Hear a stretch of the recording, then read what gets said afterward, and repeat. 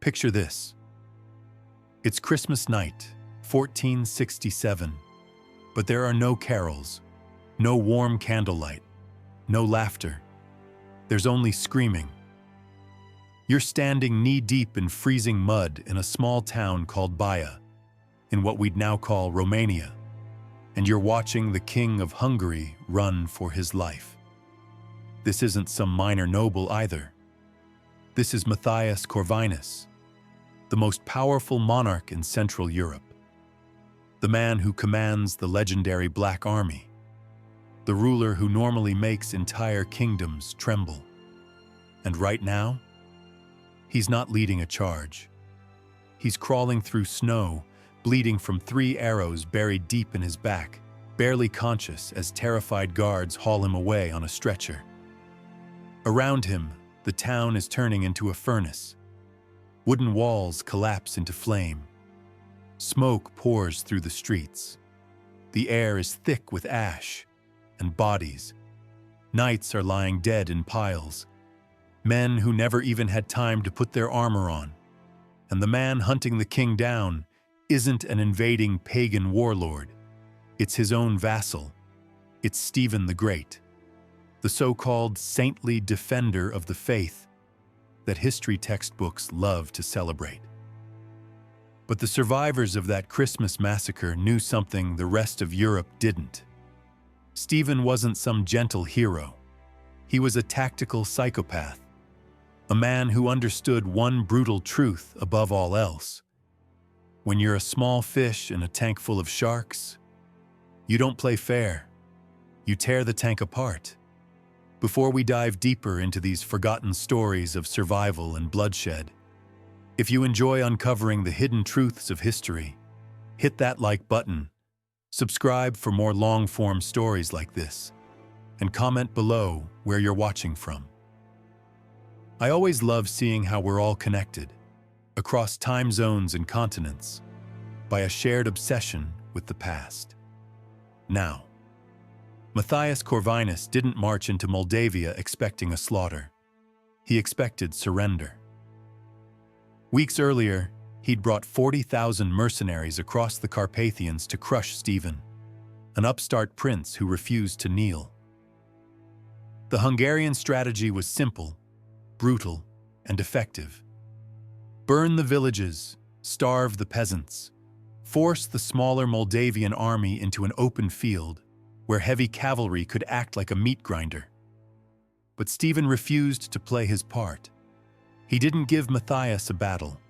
He gave him a wasteland. As the Hungarians advanced, they found empty granaries, poisoned wells, villages stripped bare. Stephen had evacuated the population and destroyed anything that could feed an invading army. And slowly, hunger began to gnaw at Matthias's troops. By the time they reached Baia, winter was killing nearly as many men as the arrows coming from the tree lines. Matthias, still confident, ordered his freezing army into the town. He treated Baia like a winter fortress, a safe place to wait out the season. He assumed Stephen was retreating. He was wrong. Stephen wasn't retreating. Stephen was waiting. On the night of December 14th, 12,000 Moldavian soldiers silently surrounded the town. They didn't bring siege engines. They brought torches. And when Stephen gave the signal, the night exploded. Wooden palisades ignited from 3 directions, and Stephen deliberately left the 4th side open. Not as mercy, not as an escape route, as a killing zone. The fire spread fast, faster than any soldier could process. Hungarian mercenaries, drunk from looted wine, woke up choking on smoke.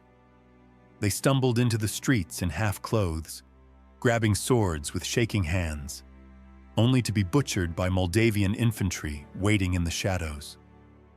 The narrow alleys of Baia erased Hungary's advantage. In an open field, a knight on horseback is a living tank. But in a burning alley, he's just a man trapped inside a metal oven. And Stephen? Stephen rode directly into the flames. Chronicles describe him cutting through the chaos with one purpose: hunting Matthias. He wasn't trying to defeat the army. He was trying to decapitate the entire state. Then Moldavian archers spotted the royal guard. A volley screamed through the smoke. Matthias took 3 arrows in the back. His bodyguards barely managed to drag him out of the inferno, fleeing into the mountains while thousands of Hungarian soldiers burned behind them. In one night, a prince with a fraction of Hungary's resources shattered a superpower. But the real story of Stephen begins after the battle. Because at sunrise, standing over the smoldering ruins of Baia, Stephen didn't throw a feast. He didn't celebrate. He looked at his own commanders, the men who hesitated, the men who let the wounded king escape. And Stephen didn't accept excuses. He lined up 20 of his highest-ranking noblemen, boyars who owned vast estates, and executed them in front of the troops. 40 more were impaled on the spot. He wasn't just punishing failure. He was sending a message written in blood. Betrayal and incompetence were more dangerous than any foreign army. Matthias Corvinus understood. He signed a peace treaty and never attacked Moldavia again. The Hungarian threat was neutralized, but Stephen had no time to rest. Because while the West licked its wounds, the East was stirring. The Ottoman Empire, led by the same man who conquered Constantinople, had been watching everything unfold, and they saw something they didn't like. A dangerous new player. A prince who burned his own towns to win. A man who didn't fight wars. He performed surgery. To understand how Stephen became that man, a ruler capable of setting his own city on fire and executing his own generals, we have to go back. Back before Baia.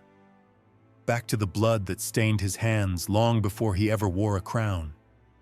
To a wedding feast turned massacre, and 2 orphaned boys hiding in the shadows of Transylvania. To understand the fire at Baia, you have to understand the blood at Ruseni. So let's go back 16 years. October 1451. Stephen wasn't a king yet. He wasn't even a general. He was a teenager, the son of the ruling prince, Bogdan II. And that night was supposed to be joyful. A wedding feast in the village of Ruseni. Wine flowed, music played. Guards lowered their spears. But in the Balkans, letting your guard down was a death sentence. Because at the height of celebration, the doors didn't open for a late guest. They burst open for an assassin. Petru Aron, Stephen's own uncle, stormed into the hall with mercenaries at his back. He didn't come to negotiate. He came for the throne. And before the royal guards could even draw their swords, the feast became a slaughterhouse. Stephen watched his father get cut down between overturned tables and spilled wine. Bogdan II was beheaded on the banquet floor, and in the chaos, Stephen slipped into the night. He didn't just lose his father, he lost his country, his inheritance, his innocence, and from that moment on, Stephen became a fugitive in his own land. Stephen ran into the darkness with nothing but shock in his chest and the sound of screams still ringing in his ears. Behind him, the wedding feast burned into history, not as a celebration, but as a warning. His uncle's men weren't just killing a prince. They were wiping out a bloodline. Because as long as Stephen lived, Petru Aron's claim to the throne was never secure, and Stephen knew it. That night, he didn't just become an orphan, he became prey. He fled south, moving through forests, over mountains, across borders, first into Transylvania, then into Wallachia. And it was there, in exile, in the cold wilderness of political survival, that destiny played its most ironic card. Because Stephen found shelter with another young noble who carried the same kind of trauma, the same rage, the same hunger to reclaim what had been stolen. His name was Vlad Dracula. History often paints them as rivals, two dark legends circling each other like wolves. But in those early years, they were something closer to brothers, two orphaned princes bound by a shared nightmare. Both had watched their fathers die. Both had been betrayed by nobles and family. Both had lost their thrones to usurpers backed by foreign powers. And both understood one terrifying truth. In this part of the world, kings didn't rule until they died peacefully. They ruled until someone found the courage to murder them. So they studied survival like it was scripture. They analyzed their fathers' deaths the way a surgeon studies a failed operation. Bogdan II trusted his own family. He died for it. Vlad's father trusted the boyars. He was buried alive. The lesson was carved into their minds like a scar. Trust no one. Strike first. Mercy is a luxury of the safe, and they were never safe. Even their personalities reflected two different weapons. Vlad was fire, volatile, furious, obsessed with terror. He had seen the Ottoman court up close as a hostage, and it turned him into a man who believed fear was the only language power respected. Stephen was ice, quiet, calculating, patient. He watched Vlad dream about impaling enemies until the landscape itself became a warning, and Stephen learned something deeper. Fear could break men, but it couldn't build a country. Fear alone wasn't enough. You needed structure. You needed loyalty that couldn't be purchased or betrayed. You needed a fortress that couldn't be breached from the inside. Then, in 1457, the waiting ended. Vlad reclaimed the throne of Wallachia and became the ruler we now remember as the Impaler. And he didn't forget Stephen. He gave him 6,000 experienced Wallachian soldiers and pointed him north toward Moldavia. It was time. Stephen marched home not as a frightened teenage fugitive, but as a warlord. He confronted his uncle, Petru Aron, at the battlefield of Doljești. This wasn't a skirmish, it was an execution. Stephen's forces shattered Aron's army. Aron managed to flee into Poland, starting a decade-long manhunt Stephen would obsessively pursue. But the victory was decisive. At 24 years old, Stephen was anointed Prince of Moldavia. The coronation didn't happen in some glittering palace. It took place in a field, under open sky, surrounded by soldiers who had bled for him. It was a crown of iron, not gold. And as that crown was placed on his head, Stephen looked out at the Moldavian boyars, the nobility. Men who had bowed to his father, then bowed to his uncle, now bowed to him. And he didn't see loyalty. He saw opportunism. He saw the same faces who had watched his father die at Roiseni and done nothing. He realized defeating Petru Aron was the easy part. The real war was just beginning. Because the enemy wasn't Hungary yet. It wasn't the Ottomans yet. It was inside his own borders. In the 15th century, being a prince was often a temporary job. As long as you made the boyars happy, you lived. If you taxed them too much, if you tried to limit their power, you ended up poisoned, stabbed, or thrown into exile. Stephen's father had been murdered precisely because he didn't watch his back. Stephen had no intention of repeating that mistake. Vlad had solved the noble problem in Wallachia with spectacular brutality. He invited treacherous nobles to a feast, asked them how many princes they had survived, then impaled them while he finished his dinner. It was effective, but it was unstable. It created a country ruled by panic, and eventually left Vlad isolated because there was no one left to run the state. Stephen chose something colder, more dangerous, and far more sustainable. He didn't just want to kill traitors, he wanted to reshape society itself. He launched a purge, but not with rage, with precision. If a boyar showed even a flicker of disloyalty, Stephen seized his land. Executions happened regularly, yes, but they were always followed by redistribution. He tore estates away from the old noble families who believed ruling was their birthright, and handed that land to a new class of men. He called them the vitegi, the braves. These weren't high-born aristocrats. They were lesser nobles, free peasants, and hardened soldiers who earned their status through combat. And Stephen offered them a simple deal: fight for me, bleed for me, and I will give you land, rank, and a voice. For the first time, a Moldavian peasant could have direct loyalty to the prince, bypassing local lords entirely. In a feudal Europe built on private armies owned by nobles, this was revolutionary. Because Stephen wasn't building a temporary levy, he was building a standing army, one that answered only to him. When Stephen called the banners, 40,000 men came, not because a boyar forced them, but because Stephen had given them a stake in the country. And then he turned that loyalty into stone. He launched a fortification campaign that transformed Moldavia into a porcupine of defenses. The crown jewel was Suceava.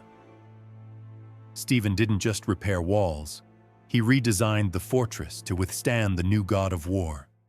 Gunpowder artillery, thicker walls, deeper moats, firing platforms built for cannons.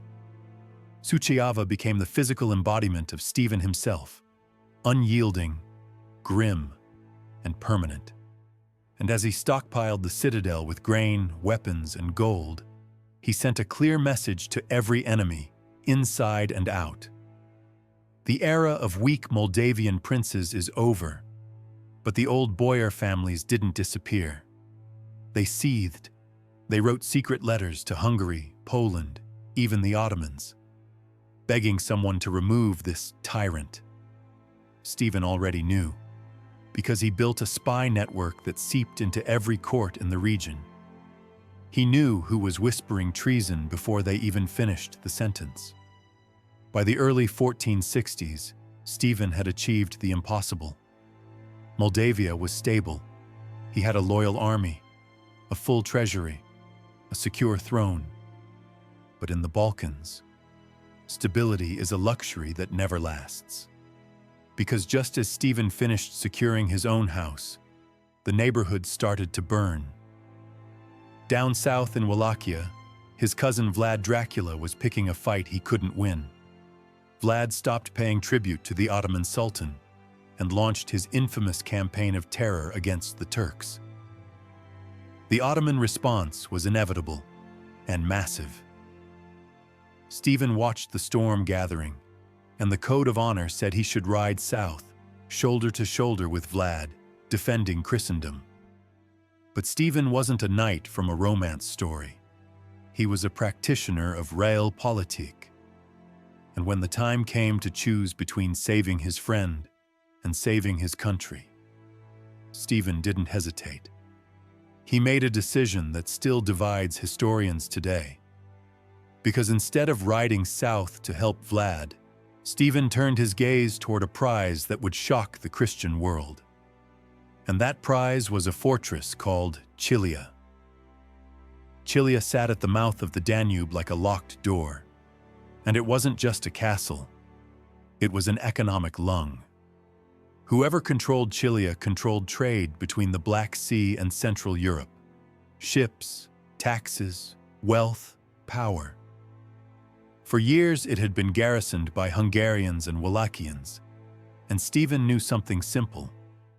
If Moldavia was going to survive the next century, it needed that lung. He couldn't afford to let it fall into Ottoman hands, and he also couldn't afford to leave it in the control of a cousin who was provoking a war he couldn't win. So in June 1462, when Sultan Mehmed II, the conqueror of Constantinople, marched into Wallachia to crush Vlad Dracula once and for all, this should have been the moment for Christian unity. The legendary stand, the epic team-up. But history isn't a Marvel movie.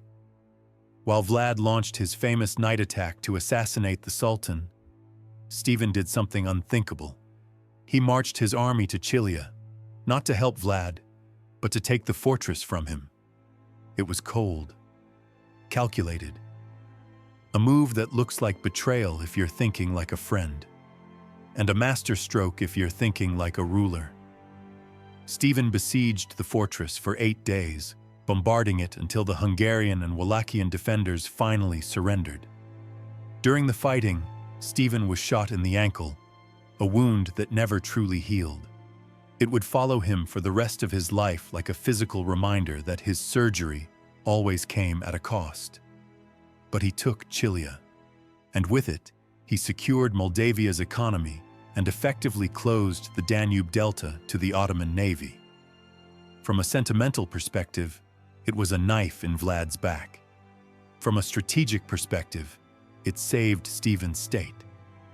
Because Stephen could see what Vlad refused to accept. Vlad was doomed. His terror tactics had alienated his own nobles. He had no real allies, no international support. His own country was starting to turn against him. And soon, the ship sank exactly the way Stephen predicted. Not long after, Vlad was forced to flee, not to the Turks, but to Hungary, where King Matthias Corvinus, the same King Stephen would later humiliate at Baia, imprisoned him. In Vlad's place, the Ottomans installed his younger brother, Radu the Handsome. Radu was the anti-Vlad, soft, pliable, loyal to the Sultan. And with that, Wallachia became, in practice, an Ottoman province. Stephen stood alone. Moldavia was now the last independent power in the region. He had his army, he had his fortress network, he had his trade route, but he had lost his buffer zone. There was no wild dragon in the south anymore to distract the Ottomans. The path into Moldavia was wide open, so Stephen spent the next decade preparing. And when the bill finally came due, he was ready. He stopped paying tribute to the Sultan, a direct challenge that echoed Vlad's earlier defiance. But Stephen wasn't relying on spikes and fear. He was relying on the viteji, his peasant army, his fortresses, his terrain. Then, in 1474, the summons arrived. Mehmed II had run out of patience. This wasn't about tribute anymore. He wanted Moldavia. He sent an army of 120,000 men north toward the Danube, an invading force so large it was basically a moving nation. To put it in perspective, London's population at the time was barely 50,000. This was an army larger than entire cities. It included elite janissaries, Christian children raised into fanatical soldiers, and the terrifying Sipahi cavalry. Their orders were explicit: crush Stephen, install a puppet ruler, turn Moldavia into a stepping stone for invading Poland and Hungary. Against that, Stephen could muster maybe 40,000 men, most of them not professional soldiers, but free peasants armed with spears, axes, and bows. On paper, it was suicide. But Stephen knew something the Ottoman general didn't: the calendar. They invaded in late 1474. Winter was closing in, and Stephen decided to weaponize the land itself. He ordered scorched earth, villages abandoned, granaries emptied, wells poisoned, carcasses dumped into water supplies. The Ottomans marched into a ghost world, hungry, freezing, watched from the tree line, and Stephen didn't offer open battle. Not yet. Instead, his light cavalry struck like wasps, hit-and-run attacks, supply wagons ambushed, stragglers picked off. arrows from nowhere, then silence again. Every mile north became a slow, bleeding ulcer. The Ottoman commander, Süleyman Pasha, kept marching, arrogant, convinced that if he could just force Stephen into a stand-up fight, sheer numbers would crush him. He didn't realize he was walking into a trap, because Stephen had chosen the battlefield weeks earlier. A narrow, marshy valley near Vaslui, a place where numbers meant nothing, where mud swallowed cannons, where fog blinded commanders. By January 1475, the stage was set. On the morning of January 10th, the sun didn't rise over the valley. A fog so thick a man couldn't see the tip of his own spear choked the world. Süleyman Pasha ordered his troops forward, funneling them across a bridge into the narrow killbox. Then the ground betrayed them. Winter thaw turned the marsh into freezing soup. Sipahi cavalry charged and sank. Horses flailed, men screamed. Armor became an anchor, and then the fog cracked with cannon fire. Stephen's artillery, cannons he had slowly, painfully acquired, thundered from the hills, ripping into packed Ottoman ranks. But that was only the opening note. The true genius came from the forest. Stephen had hidden musicians, buglers, drummers, deep in the woods off to the side. At his signal they played. Thousands of horns blasted the signal for an attack. Drums thundered like an approaching army. To Ottoman commanders, disoriented by fog and chaos, it sounded like a massive force was slamming into their flank. Süleyman panicked. He ordered his men to turn toward the invisible threat. But there was no army in the woods, only a phantom. And as Ottoman lines twisted in confusion, exposing their backs, Stephen unleashed the real blow. Heavy infantry and peasant soldiers charged through the mist, not with the elegance of professional fencing, but with the fury of men defending their homes. They wielded axes and scythes, weapons designed to rip riders off horses and split armor like wood. The Ottoman army dissolved into chaos. Men trampled each other in the mud. The bridge became a bottleneck of death. Those not slaughtered drowned in freezing marshes. When the fog finally lifted, 40,000 Ottomans lay dead. 4 pashas were killed. Over 100 standards captured. It was the greatest defeat the Ottoman Empire had ever suffered at Christian hands. Stephen rode through the carnage, but he didn't gloat. Because he knew what this really was, not the end, just the provocation. He wrote to the Pope and the kings of Europe, warning them, "I have cut off the right hand of the pagans, but the other hand is coming." And he was right. In 1476, Mehmed II came personally. He invaded with an even larger force, coordinating with Crimean Tatars to strike Moldavia from the east. Stephen's peasant army begged to return home to defend their families, and Stephen, knowing fearful soldiers are useless, let them go. He was left with barely 10,000 professionals. He chose his ground at Valea Albă. He set the forest on fire. The Janissaries advanced through smoke and falling timber, choking, blinded, fighting in an oven. For hours, Stephen's men held, but numbers crushed them. The Moldavian army was annihilated so completely the field became known as White Valley, because for years afterward, sun-bleached bones carpeted the ground. Stephen escaped. His army was gone, his country overrun. The Sultan marched toward Suceava. This is where most kings would surrender or flee into exile. But here comes one of the most powerful legends in Romanian history. The story says Stephen rode to the fortress of Neamț, where his mother was staying. Wounded, exhausted, desperate. He knocked. The gates didn't open. His mother appeared above him and refused him entry. "I am the mother of a winner," not a coward, she supposedly said. Go back, gather men, die for your country, or return victorious, but do not come here to hide. Whether she truly said those words matters less than what Stephen did next. He didn't break. He turned his horse around. He rode into the mountains. He gathered survivors. He rallied peasants. He became a ghost. And meanwhile, Mehmed discovered that conquering land was easier than conquering people. He reached Suceava expecting surrender. It fired cannons at him. His supply lines stretched. Scorched earth tactics starved his army. Plague broke out. And suddenly, the conqueror of Constantinople was standing in a deserted, burned land, watching his invincible force rot from disease and hunger. In August 1476, Mehmed ordered retreat. He had burned villages, but he hadn't broken the prince. Stephen emerged from the mountains, a survivor, swore to rebuild, and then faced a new threat.